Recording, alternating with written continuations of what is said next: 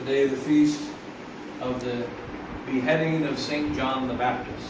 இன்று ஸ்நாபகர்களுடைய சிரத்தை சிறைச்சேதம் செய்த இந்த திருவிழாவை இன்று சொல்லி கொண்டாடுகிறது.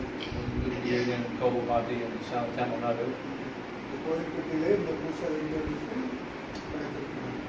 St. John the Baptist was the great prophet that prophesied that Jesus Christ is coming. இந்த கிறிஸ்தவர் ஸ்நாபகர்கள் ஒரு பெரிய தீர்க்கதரிசி. அவர் ஆண்டவருடைய வருகையை முன்னறிவித்தார். He was the greatest of all the prophets of the Old Testament. பழைய ஏற்பாட்டில் எல்லா தீர்க்கதரிசிகளை விட இவர் விசேஷமானவராக இருக்கிறார். And how did he die? எப்படி அவர் இறந்தார்? It happened not at a sorrowful event, not at a tearful event, says St. Augustine. சரஸ்னார் இவருடைய மரணத்தை பற்றி குறிப்பிடும்போது ஒரு கஷ்டமான மரணம் நிலை, ஒரு மோசமான மரண நிலை, மாறாக ஒரு சந்தோஷமான ஒரு வேத சாட்சி மரணமாக இருந்தது என்று சரஸ்னார் கூறுகிறார். St. John the Baptist died at the celebration of a party. சாபர்லப்பர் அந்த மரித்த நாள் என்ன நாள் என்றால் விருந்து கொண்டாடப்பட்ட அந்த நாள். Herod, the wicked king, was living in adultery with a bad woman. இந்த ஏரோது அரசன் ஒரு மோசமான ஒரு அரசனானவன், ஒரு அடுத்தவருடைய மனைவியோடு வாழ்ந்தவன், அந்த அந்த ஆடம்பரத்திலே திளைத்தவன். St. John the Baptist said, "You should be with your true wife, and you should not be living in adultery." ஸ்நாபகர்கள் அந்த ஏரோதை பார்த்து என்ன சொன்னார் என்றால், நீ உன் மனைவியோடு வாழ வேண்டுமே என்று பிரத்தியாருடைய பிற பெண்களோடு அல்ல என்று அதை கண்டித்தார். Because of this, the wicked false wife of Herod, எனவே இந்த கண்டித்தல் நிமித்தம் அந்த அந்த மனைவி தவிர இன்னொரு அந்த பெண்ணானவள் ஸ்நாபகர்களை சிறைச்சேதம் செய்ய வேண்டும் என்று ஏரோதிடம் கேட்டார். Convinced Herod to put John the Baptist in prison. இந்த இப்படி செய்தனால ஏரோதின் அந்த மனைவி இல்லாத அந்த பெண் ஏரோதை சிறையில் தள்ள வேண்டும் என்று ஏரோதிடம் கேட்டுக்கொண்டார். Herod liked John the Baptist. Herod ஸ்நாபகர்களை மதித்தான். He appreciated that John the Baptist said, "You're being bad." ஏரோதை மோசமானவர் என்று நேரடியாக சொன்னதினாலே ஏரோதுக்கு சந்தோஷம். Just like today, sometimes many people like to hear the truth. இன்று எடுத்துக்கொண்டால் அநேக மக்கள் உண்மையை கண்டு சொன்னாலும் அதை ஏற்றுக்கொள்ள மனதில்லாமல் இருப்பார்கள். I think it's good that you say the true thing. உண்மையை சொன்னாலும் நல்லதுதான் என்று சொல்வார்கள். Just like some people like true movies. உண்மையான திரைப்படங்களை மக்கள் விரும்பி பார்ப்பதுண்டு. Better than they like movies that are complete fiction. ஒரு அந்த சினிமாவை எப்படி என்றால் ஒரு ஃபிக்ஷன் என்று சொல்லப்படுகின்ற அந்த ஒரு அந்த மூவியை போடலாம், நிஜமான சினிமாவை பார்க்க விரும்புவார்கள். But in the end, people just like to watch movies.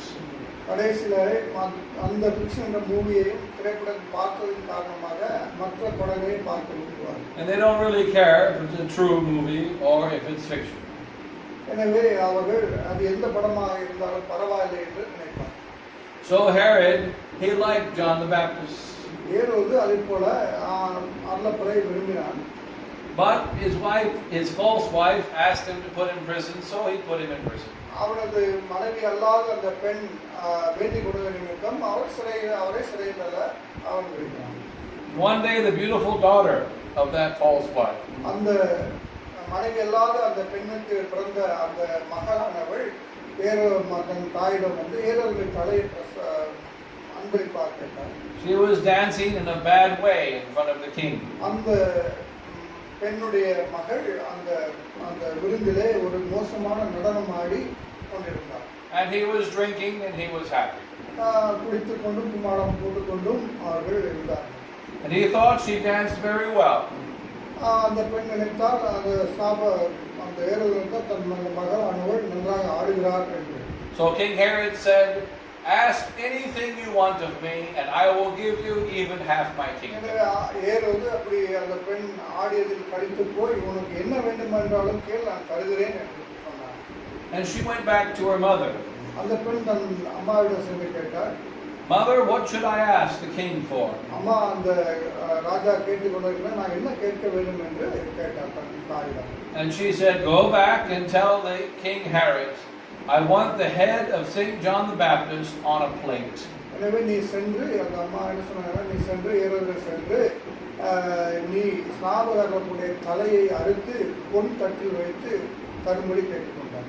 Remember that Herod liked John the Baptist. பாருங்கள், ஆனால் ஏரோதுக்கு ஸ்நாபகர்களை பிடிக்கும். And so she came and said, I want the head of John the Baptist on a plate. எனவே அந்த ஆடிய பெண் ஏரோதிடம் வந்து ஸ்நாபகர்களுடைய தலையை எனக்கு வேண்டும் என்று கேட்டுக்கொண்டார். And the Bible tells us அந்த வேதாகம் என்ன சொல்கிறது? he felt sorry. அவன் அதற்கு மன வருந்தினான். He felt sad. வேதனைப்பட்டான். For about 1 second. ஒரு நிமிஷத்துக்காக அவன் வேதனைப்பட்டான். And then he said, well, I promised. மறுபடியும் சரி, நான் எப்படியோ வாக்குறுதியை கொடுத்துவிட்டேன். And if I don't fulfill my promise, people will think bad of me. நான் என் வாக்குறுதியை காப்பாற்றாவிட்டால் மக்கள் என்னை பற்றி மோசமாக நினைப்பார்கள் என்று. So he told the soldiers, go and chop off the head of John the Baptist, put it on a plate and give it to the girl. எனவே அவர் சேவகன் சொல்லி, நீங்கள் சென்று ஸ்நாபகர்களுடைய தலையை கொய்து இந்த தட்டில் வைத்து இந்த பெண்ணிடம் கொடுங்க என்று கட்டளையிட்டார். And let's go on with the party. எனவே அப்ப அந்த பார்ட்டியானது நடந்து கொண்டே இருந்தது. And so the greatest prophet of the Old Testament, பெரிய பழைய ஏற்பாட்டிலே பெரிய தீர்க்கதரிசி இருந்தவர், the one that baptized Jesus Christ, இயேசுநாதருக்கு ஞானஸ்நானம் கொடுத்தவர், he died because of a promise made to a wicked girl by an impure king. எதனால் இறந்தார் என்றால் அந்த ராஜா ஏரோது ராஜா அநியாயமாக ஒரு வாக்குறுதியை கொடுத்ததினாலே இந்த காரியம் நடைபெறவில்லை. Now Herod burns in hell. இப்பொழுது ஏரோது என்பவர் நரகத்திலே இருந்து கொண்டிருக்கிறார். And he sold Christ very cheap. அவன் ஏரோது ராஜா என்ன செய்தான், ஒரு சாதாரண ஒரு இந்த வாக்குறுதிக்காக ஸ்நானபரனுடைய தலையை கொய்தற்கு அந்த பெரிய யுத்தத்திற்காக இந்த நரகத்தில் இருந்து கொண்டிருக்கிறார். He said he liked him. அவன் சொன்னார், இயேசுவை எனக்கு பிடிக்கும். Just like today, many people say, I love God. இன்று என்ன சமுதாயம் என்ன, கடவுளை ரொம்ப பிடிக்கும், இயேசுநாதரை ரொம்ப பிடிக்கும் என்று சொல்கிறார்கள். I love the true religion. நான் உண்மையான அந்த மதத்தை நான் விரும்புகிறேன் என்று சொல்வார்கள். I respect God. நான் கடவுளை நான் மதிக்கிறேன் என்று சொல்வார்கள். But I will look bad if I follow His law. நான் அவர் அன்பிலிருந்து திரும்பி நின்றால் பாவத்திலே விழுந்துவிடுவோம். And so they sell God very cheap. எனவே பாவத்தில் விழும்போது கடவுளை ஒரு சாதாரண ஒரு காரியத்தை விற்று விடுகிறோம். For a little pleasure, they give up God. சிறிய சிற்றின்பத்திற்காக நாம் கடவுளை விற்று விடுகிறோம். For a little money, they give up God. சிறு பணத்திற்காக நாம் கடவுளை விற்று விடுகிறோம். And for 2 minutes of fame, they give up God. ஒரு 2 நிமிட சந்தோஷத்திற்காக கடவுளை விட்டு விடுகிறோம்.